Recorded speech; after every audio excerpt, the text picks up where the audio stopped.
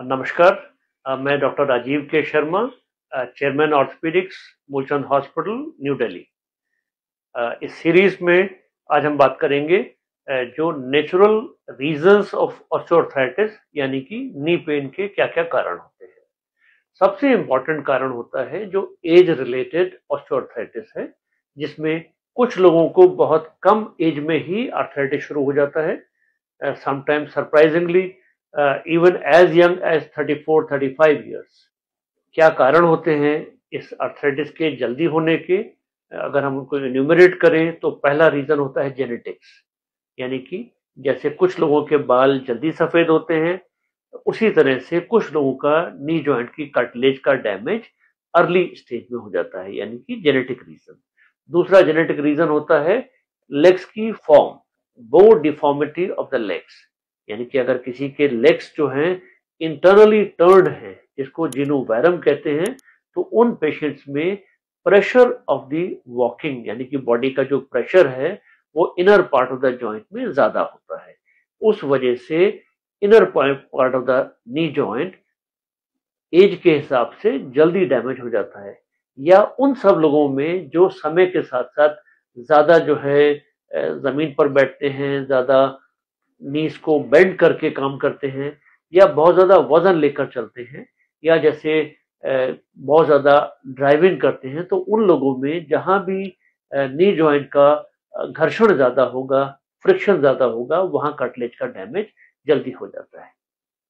इसके अलावा जिन लोगों को किसी कारण से फ्रैक्चर हो जाता है अर्ली स्टेज में, वो फ्रैक्चर भी समय के साथ साथ डिजेनरेटिव आर्थराइटिस कॉज कर सकता है। कुछ लोगों का लिगामेंट इंजरी होता है, लिगामेंट का सर्जरी होता है, तो वो भी एक तरह का नी जॉइंट के ऊपर असॉल्ट है। अगले 15 से 20 साल में उन पेशेंट्स को भी नी जॉइंट का पेन रिलेटिवली जल्दी शुरू हो सकता है। अब आप क्या कर सकते हैं इस जॉइंट पेन को कम करने के लिए? सबसे इंपॉर्टेंट सिर्फ 3 चीजें हैं जो कि नॉन मेडिकल चीजें हैं, जो हर पर्सन बड़े आराम से कर सकता है अगर मेरी बात को समझने की कोशिश करें। नंबर 1, अपना वेट कम करें। वेट कितना होना चाहिए? Try to keep your BMI यानी कि बॉडी मास इंडेक्स रफली 24 या 24 से कम।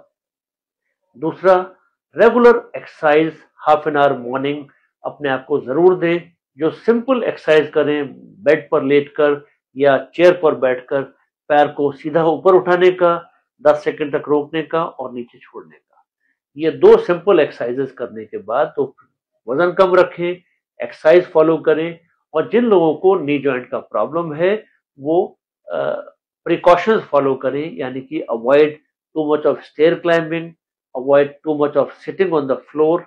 और इसके अलावा अगर कुछ एक्टिविटीज ऐसी कर सकते हैं जैसे कि साइकिलिंग या स्विमिंग, ये दोनों एक्टिविटीज बहुत अच्छी तरह से हेल्प करते हैं नी जॉइंट के पेन के लिए।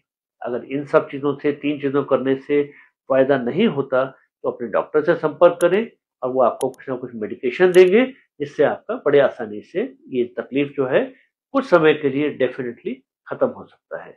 तो ऐसा नहीं है कि अगर आपको नी पेन है तो उसका आंसर सिर्फ नी रिप्लेसमेंट है।